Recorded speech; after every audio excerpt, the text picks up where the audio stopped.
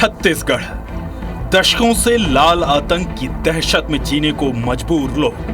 सरकारें आईं, सरकारें गईं, लेकिन अब तक लाल स्याही से खींची गई आतंक की लाल लकीर को कोई मिटा नहीं पाया।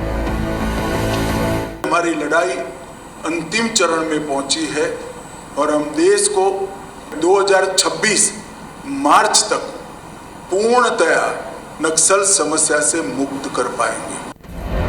ये संकल्प है देश के गृह मंत्री अमित शाह का, जिन्होंने छत्तीसगढ़ से वादा किया है कि 2026 तक प्रदेश से लाल लकीर मिटा दी जाएगी।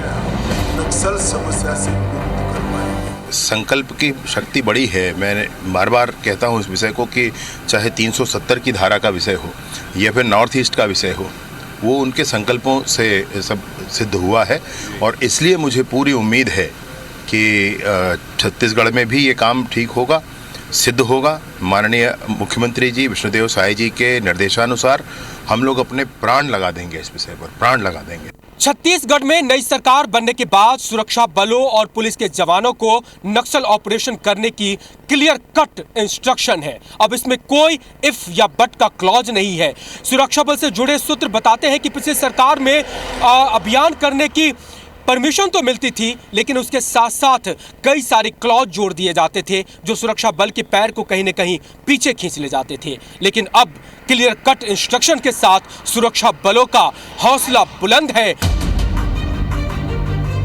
माओवाद की जड़ से खात्मे के लिए केंद्रीय गृह मंत्री अमित शाह ने छत्तीसगढ़ के साथ सभी नक्सल प्रभावित राज्यों की बैठक ली और समीक्षा कर और ये साफ कर दिया कि 2 सालों के अंदर प्रदेश पूरी तरह नक्सल मुक्त होगा।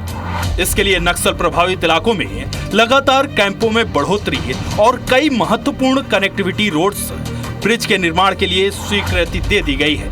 अति नक्सली और संवेदनशील इलाकों में नेल्ला नार जैसी स्कीम के जरिए सरकार समाधान खोजने की कोशिश कर रही है। छत्तीसगढ़ के अबूझमाड़ में सिलसिलेवार ऑपरेशन में पुलिस ने एक के बाद एक कई सफलताएं हासिल की। इंद्रावती नदी के ऊपर 4 बड़ी ब्रिजेस बनाने का भी टास्क हमने लिया, तो उसमें 2 ब्रिजेस चिंदनार और बड़े करके में कंप्लीट हो गए हैं। अभी फुंडरी और बेदरे में काम जारी है और अंदर भी काफ़ी नदी नाला के ऊपर जो ब्रिजेस का काम प्रारंभ किए गए थे, जैसे पामेट जो अपना एकदम दक्षिण बीजापुर के जो गाँव है, प्रदेश की आखिरी गांव माना जाता है, उस गांव मतलब अपना जिला मुख्यालय और ब्लॉक मुख्यालय तक यदि जुड़ना हो तो उनका पूरा तेलंगाना से घूमकर मतलब आना पड़ते। उसके परिस्थिति को देखकर मतलब चिंतावाग नदी के ऊपर एक ब्रिज का निर्माण कार्य अभी 80% काम पूर्ण हो चुके हैं। आने वाले समय में वो काम भी मतलब पूर्ण होने के बाद पामेड़ से लेकर सीधे आवापल्ली और बीजापुर तक कनेक्टिविटी बढ़ जाएगा। जनवरी महीने से अब तक हुए लगातार नक्सल ऑपरेशंस में 150 से ज्यादा नक्सली मारे गए हैं, जबकि 450 नक्सलियों ने आत्मसमर्पण किया है। गिरफ्तार किए गए नक्सलियों की तादाद भी 400 से ज्यादा है। अब तक के सालों में राज्य गठन के बाद नक्सल मोर्चे पर पुलिस की ये सबसे बड़ी सफलता है। वजह इसकी ये भी है कि छत्तीसगढ़ में भारतीय जनता पार्टी की सरकार ने चुनावी मैदान में उतरने से पहले बस्तर को नक्सल समस्या से मुक्त करने का वादा किया था और इस वादे को पूरा करने के लिए छत्तीसगढ़ सरकार पूरा जोर लगा रही है। आने वाले दिनों में बस्तर के अति संवेदनशील इलाकों में 29 नए कैंप खोले जाएंगे। इसमें ज्यादातर कैंप दक्षिण बस्तर में खोले जाने हैं, जो नक्सलियों का सबसे मजबूत गढ़ माना जाता है, जहां छत्तीसगढ़ गठन के बाद से अब तक सबसे ज्यादा बड़ी नक्सली घटनाएं हुई हैं। तेलंगाना, गढ़चिरौली, महाराष्ट्र से लगे अन्य सीमाई क्षेत्रों में भी नए पुल, पुलियों और ब्रिज का निर्माण किया जाएगा। फिलहाल RRP 2 स्कीम्स के तहत बस्तर में संवेदनशील क्षेत्रों में नई सड़कों के निर्माण और अंतरराष्ट्रीय सीमाओं तक सड़क संपर्क स्थायी तौर पर खोलने का लक्ष्य रखा गया है। इन योजनाओं के अंतर्गत अब तक 84 पुल और पुलियों का निर्माण किया गया है। ऐसे मुश्किल इलाकों में जहां नदी नालों की वजह से स्थायी पुल बनाने में मुश्किल होती है, वहां पर मॉड्यूल स्टील ब्रिज बनाए जा रहे हैं।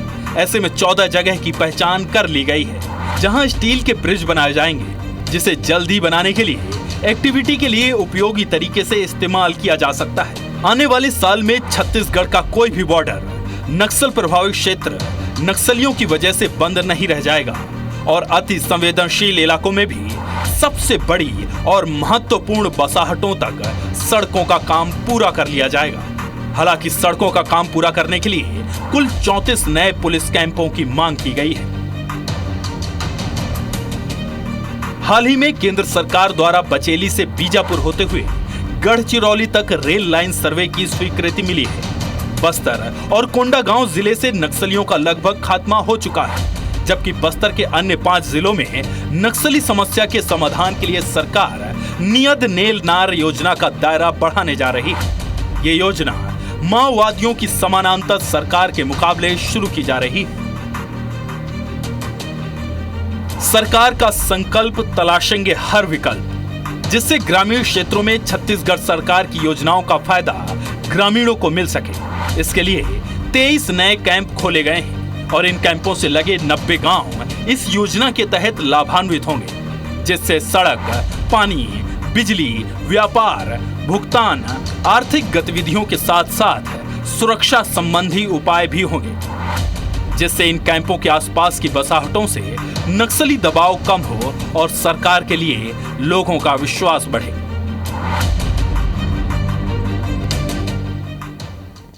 छत्तीसगढ़ में साय सरकार बनने के बाद नक्सल मोर्चों पर सरकार ने बड़ी प्रखरता के साथ प्रहार शुरू किया है और इसके आंकड़े गवाह दे रहे हैं। पिछले 4-5 सालों में एक साल में जितने नक्सली नहीं मारे जाते थे, उससे 4 से 5 गुना ज्यादा नक्सली महज 6 महीने में मार गिराए गए हैं।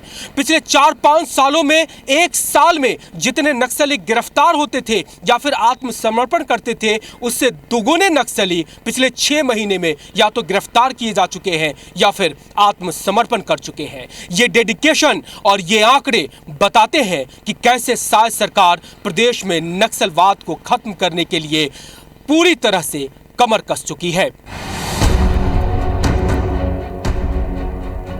साल 2018 के आखिर में छत्तीसगढ़ में रमन सरकार चुनाव हार गई। 15 साल बाद कांग्रेस की सरकार बनी, भूपेश बघेल मुख्यमंत्री बनाए गए। इसके बाद 5 सालों तक नक्सल फ्रंट पर सरकार और उसके नेतृत्व में सरकार काम करती रही। उसके परिणाम थे कि साल 2019 में नक्सलियों और सुरक्षा बलों के बीच मुठभेड़ की 122 घटनाएं हुई, जिसमें 80 नक्सली मारे गए, 19 जवान शहीद हुए। वहीं 315 नक्सलियों ने आत्मसमर्पण किया और 506 नक्सली गिरफ्तार किए गए। साल 2020 में नक्सलियों के साथ सुरक्षा बलों की 114 मुठभेड़ हुई, 41 नक्सली मारे गए, 34 जवान शहीद हुए, 344 नक्सलियों ने आत्मसमर्पण किया और 440 नक्सली गिरफ्तार किए गए। साल 2021 में नक्सली और सुरक्षा बलों के बीच मुठभेड़ की घटनाएं 81 थी, 46 नक्सली मारे गए और 44 जवान शहीद हुए। 554 नक्सलियों ने आत्मसमर्पण किया और 499 नक्सलियों को गिरफ्तार किया गया। साल 2022 में मुठभेड़ की घटनाएं 70 हुई, 30 नक्सली मारे गए, 9 जवान शहीद हुए, 417 नक्सलियों ने आत्मसमर्पण किया और 294 नक्सलियों को गिरफ्तार किया गया। साल 2023 यानी कांग्रेस के भूपेश बघेल सरकार के कार्यकाल का आखिरी साल, मुठभेड़ की 72 घटनाएं हुई, 22 नक्सली मार गिराए गए, 25 जवान शहीद हुए, 414 नक्सलियों ने आत्मसमर्पण किया और 415 नक्सलियों को गिरफ्तार किया गया। इन आंकड़ों से साफ है कि साल दर साल कांग्रेस की भूपेश बघेल सरकार के दौरान मुठभेड़ की घटनाएं कम होती चली गईं। इसी के साथ मारे गए नक्सलियों की संख्या भी सालाना गिरती गई, यानी नक्सलियों पर प्रहार करने का इरादा धीरे धीरे कमजोर होता गया।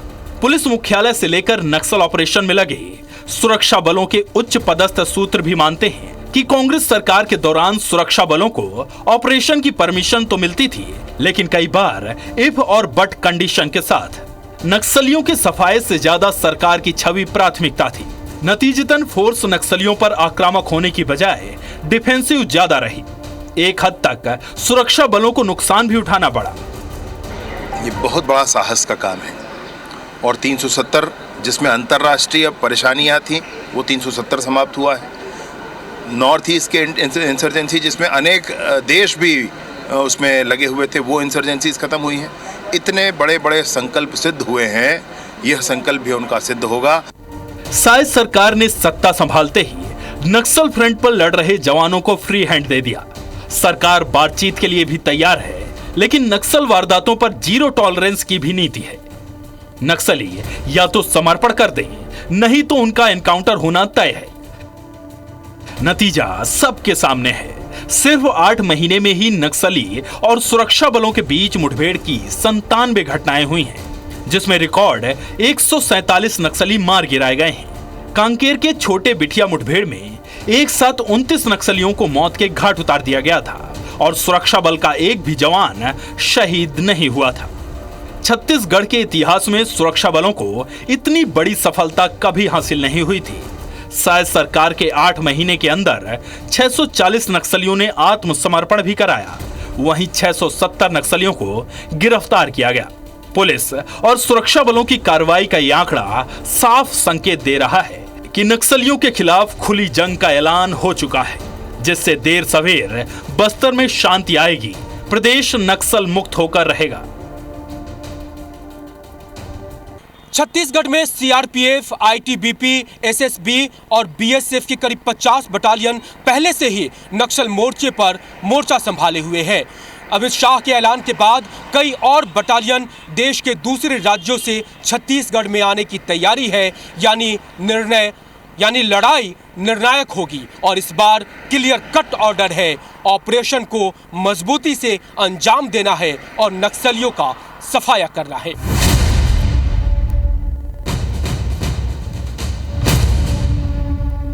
नक्सलियों का गढ़ अब सिमटकर छत्तीसगढ़ के दक्षिण बस्तर तक रह गया है। पुअर्ती गांव नक्सलगढ़ की राजधानी थी, लेकिन छत्तीसगढ़ में तैनात सुरक्षा बलों ने उसे भी भेद डाला।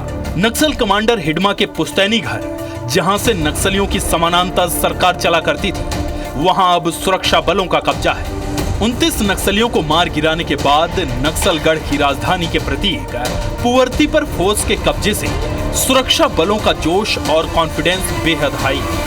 यही जोश अब नक्सलियों में खौफ पैदा कर रहा है। बस्तर से बीजापुर और दंतेवाड़ा से लेकर धमतरी तक पूरे क्षेत्र के विकास के लिए कटिबद्ध है और उसको वामपंथी उग्रवाद से मुक्त कराने के लिए भी कटिबद्ध है। फिलहाल छत्तीसगढ़ में सुरक्षा बलों की 50 बटालियन तैनात हैं। एक बटालियन में 1000 से 12 जवान होते हैं, यानी करीब 60,000 पैरा मिलिट्री फोर्स के जवान नक्सलियों को नेस्तनाबूद करने की तैयारी में हैं। इनमें सीआरपीएफ की 32 बटालियन, आईटीबीपी की 8, बीएसएफ की 8 और सशस्त्र सीमा बल की 2 बटालियन तैनात हैं। डीआरजी और डिस्ट्रिक्ट फोर्स के रूप में भी बस्तर क्षेत्र में हजारों पुलिस तैनात की गई है। अब आपको फोर्स की तैयारी समझाते हैं। छत्तीसगढ़ में नक्सलियों के खिलाफ फाइनल वॉर कैसे लड़ा जाएगा और किस तरह की व्यू रचना सुरक्षा बलों ने की है, वो आपको हम समझाने की कोशिश करते हैं। ये देखिए, ये छत्तीसगढ़ का मैप है और यहाँ पर आपको दिखाई देगा ये जो बॉर्डर है वो छत्तीसगढ़ का बॉर्डर है। इस तरफ से इधर में उड़ीसा है, इस तरफ में आंध्र प्रदेश और इस तरफ में तेलंगाना और फिर इस तरफ में महाराष्ट्र। और जो यहाँ का इलाका है ये देखिए, ये कोंटा, सुकमा और फिर बीजापुर, ये जिले हैं। और जब इसके ऊपर आएंगे तो आपको यहाँ पर करीब पुअर्ती नजर आएगा। ये जो कर्सर है पुअर्ती, ये नक्सलगढ़ है और इसके आसपास में ये जो इस तरह का गोल एरिया बनता है वो है नक्सलगढ़, यानी नक्सलियों का सबसे सुरक्षित और सबसे बड़ा गढ़। इसी पुअर्ती के आसपास में ये जो पूरी ये इस तरह का रेडियस में जो इलाका आता है वो है नक्सली का गढ़। अब तैयारी क्या है?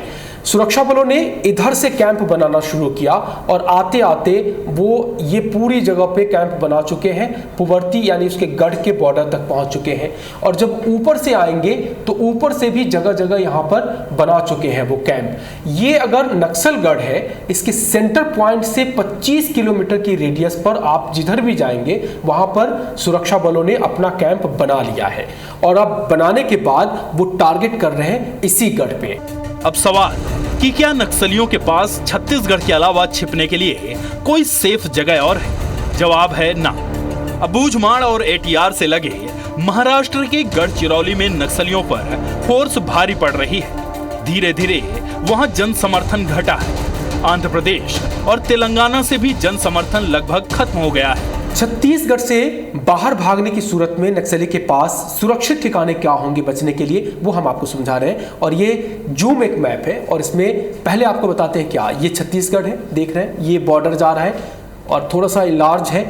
इस तरफ में मध्य महाराष्ट्र है और यहाँ पे देखिए बालाघाट से शुरू हो रहा है और फिर ये मध्य प्रदेश का इलाका आता है। गोंदिया यहाँ पे ये महाराष्ट्र है और ये मध्य प्रदेश और ये छत्तीसगढ़। तो छत्तीसगढ़ के नक्सलियों ने एक कोशिश की थी कि अगर उनको भागने की ज़रूरत पड़े और कोई सुरक्षित ठिकाना ढूंढना पड़े तो क्या हो सकता है।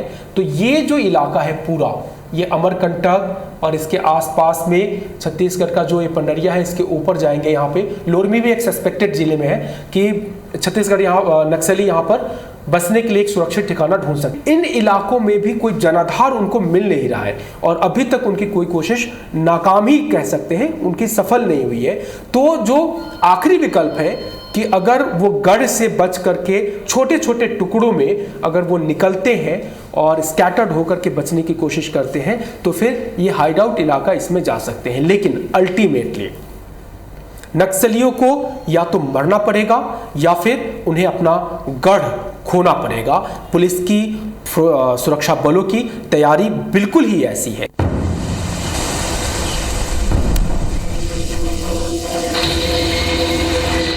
बस्तर की समस्या एक दिन की नहीं है और ना ही महज फोर्स की है।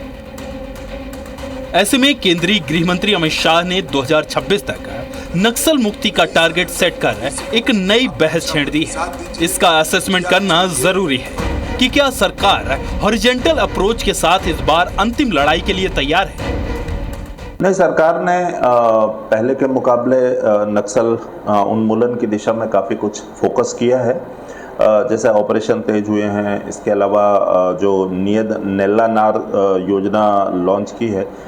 लेकिन मुझे ऐसा लगता है कि अभी भी सरकार को नक्सल उन्मूलन की दिशा में पुलिस एवं प्रशासन दोनों को साथ में मिला करके एक संयुक्त पहल के साथ फोकस करना चाहिए।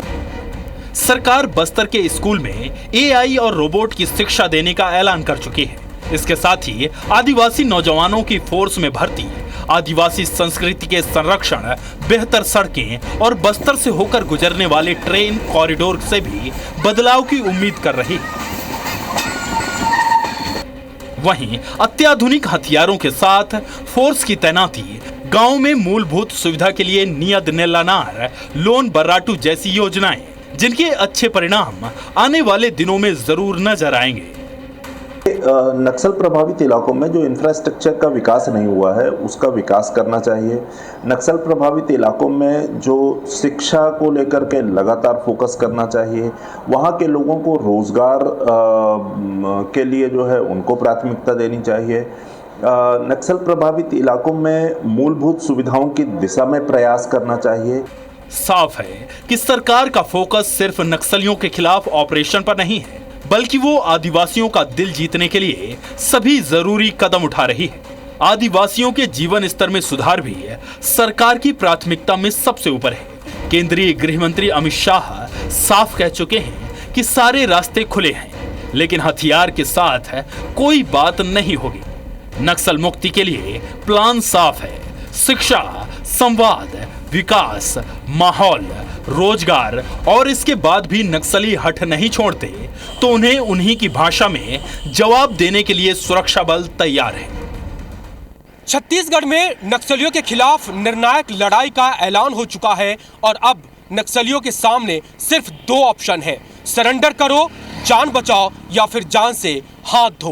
क्योंकि पूरी पुलिस फोर्स की तैयारी ऐसी कर ली गई है जिसमें नक्सली को एक चक्रव्यूह की तरफ फंसाकर मार गिराया जाएगा। पुवर्ती जो हिरमड़ का गढ़ माना जाता था वहां तक कैंप पहुंचाए जा चुके हैं और उसके आसपास का जो मजबूत गढ़ दक्षिण बस्तर में नक्सलियों का है उसके चारों तरफ बीएसएफ, एसएसबी, आईटीबीपी और सीआरपीएफ ने कैंप लगा दिया है और इस जो गढ़ है नक्सली का, उसको चारों तरफ से घेर लिया गया है। जब फाइनल ऑपरेशन शुरू होगा तो इसी पर प्रहार होगा। नक्सलियों के सामने लड़ करके जान गंवाने या फिर पीछे भागने के अलावा कोई दूसरा ऑप्शन नहीं होगा। लेकिन अगर वो पीछे भागते भी हैं तो फिर सुरक्षा बलों ने उसके लिए भी बैकअप प्लान और बैकअप रणनीति तैयार कर रखी है।